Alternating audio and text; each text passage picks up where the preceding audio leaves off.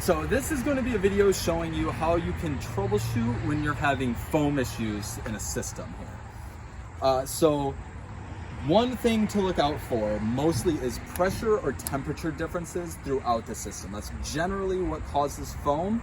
So something to keep an eye on is the temperature of your kegs. As it's getting hotter outside, it's 80 degrees here, and this keg has been in the sun all day, so it should be very hot.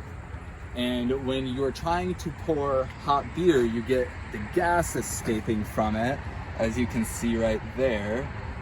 And especially once you try to cool it down so fast in a jockey box, it'll start to pour out foam once that temperature changes so quick. Another thing that could cause foam is not enough ice in your cooler.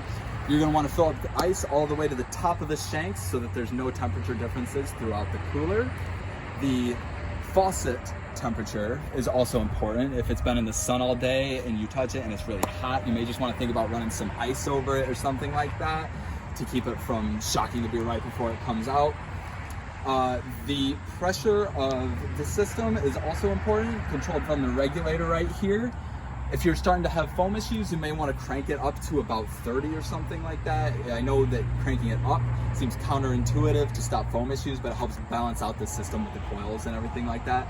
So give that a try. And the last thing that you may find causing foam issues would be an over-carbonated keg. And you'll get that when you try to have your CO2 be pushing into your keg, and if you leave it like that overnight or something like that, your beer is just going to be over-carbonated and it's going to pour terrible. So avoid those things, and there's a couple things to help you fix it if you're facing those problems.